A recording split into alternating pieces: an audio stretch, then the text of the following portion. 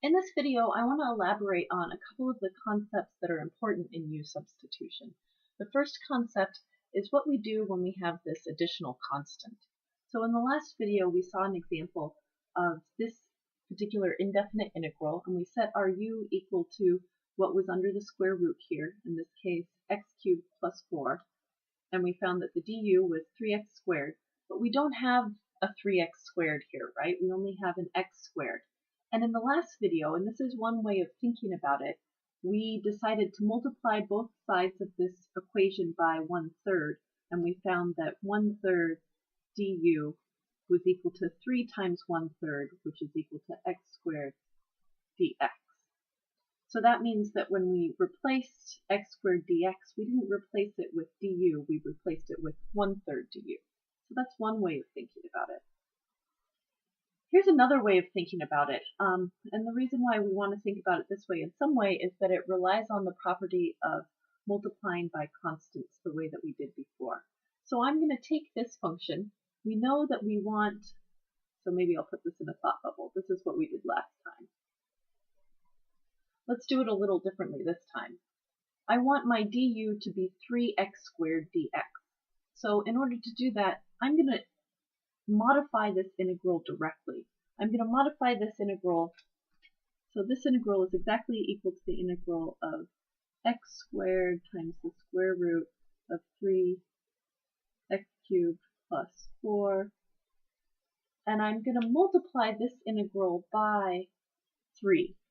But if I multiply it by 3 on the interior of this, I would also have to multiply it by 1/3 on the exterior. Really, I'm just multiplying this by what I call a clever version of 1.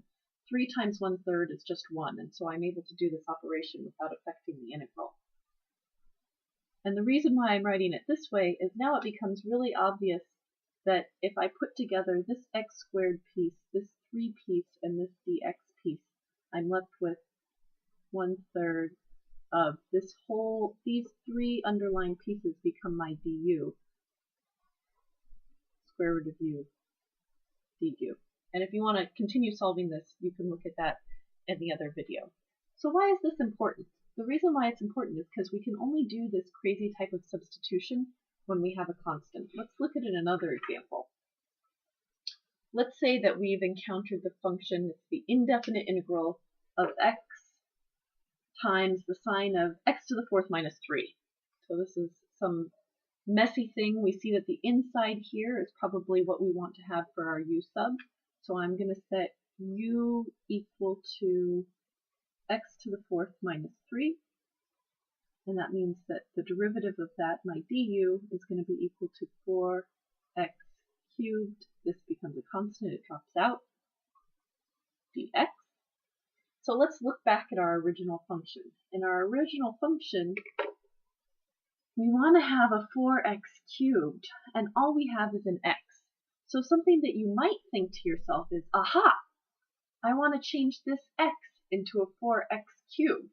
So why don't I do that by multiplying, let's see, maybe I'll write this out really explicitly. That means that my du is just going to be equal to 4 times x squared times x dx, because I have the x dx piece, but I don't have this additional 4, and I don't have another couple x's in there. And so maybe you might think to yourself, aha, that means that I'm going to multiply on the outside by 1/4 x squared times the integral, and then on the inside I'm multiplying by 4x squared times x sine of x to the 4th minus 3 dx. Right? This is the same type of operation that we did before. Last time we needed a 3, so we multiplied by 1/3 on the outside and 3 on the inside. This time we needed 4 times x squared, so we multiplied by 1/4x squared on the outside and this on the inside. This is not a valid operation. Why is this not valid? It goes back to our rules of integration, that we can only multiply by scalars, by constants. Because there's an x in here, it's not valid. This is a function of x, so we can't just throw x's in there sort of haphazardly. And it turns out that this particular integral, we can't solve this with a U-sub. So even though U-substitutions are helpful, they aren't always the magic cure. So that's one example that I think is important because this is something that is really tempting to try to do. The next thing that I want to talk about, I'm going to focus this so that looks a little better. So the next thing I want to talk about is dealing with bounds while using a U-substitution. And the big thing that you need to keep in mind is that the bounds have to match the variable. So again, I'm going to look at an example that we looked at last time. This is a definite integral, so I have these bounds of integration. X is going from 0 to pi over 4 of secant squared x times tangent x dx. We didn't know how to integrate this as it was written, so we're going to use a u-sub. Last time we decided to let u equal tangent x and du equal secant squared x dx. But last time we talked about one way to match bounds, and I'll say one way to match bounds is to write, to make it all in terms of u. To make in terms of u. So that's a lot of writing for something that we talked about last time. So last time we talked about how this lower bound is actually x equals 0 and x equals pi over 4. So we're going to rewrite that in terms of u. So u of 0, in this case, I'm going to use this function and say that's the tangent of 0, which is 0. And then u of pi over 4 is the tangent of pi over 4, which is 1. So if I were to rewrite this all in terms of u, this would be the integral from u equals 0 to pi over 4 of u du, because all of this thing becomes a u. So that's one way to think about this. I want to offer an alternate way of thinking about this as well. So this is everything in terms of x, so I'm going to have to substitute back in. What do I mean by that? Let's skip this step.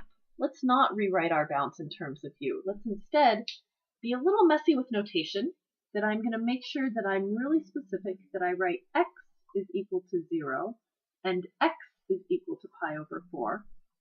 And I'm just going to go right ahead and do this u substitution. I know that u is equal to tangent and du is this whole big mess. So this is u du. And you might hate this because I have two variables going on here, right? And they don't match. But I'll show you why it actually works out okay. Let's go ahead and follow through with the integration. When I integrate u, that's going to be 1/2 u squared evaluated from x equals 0 to pi over 4. But we can't just plug this in because this is when x equals 0. That doesn't work in this function. So now that I've integrated, so I've done the integration, I'm all done integrating, I'm going to go back and sub in, well, what is u equal to? We just said that u was equal to the tangent of x. And now I have it back in terms of x, and I can sub in x equals 0 to pi over 4. And notice when I plug these in, I get 1/2 the tangent of pi over 4, which we found was 1, minus 1/2 the tangent of 0, which is 0. So in this case, we get 1/2, which is what we found before. So this is an alternate way. If you don't want to mess around with putting your bounds in terms of u, you can keep them as x, but after you integrate,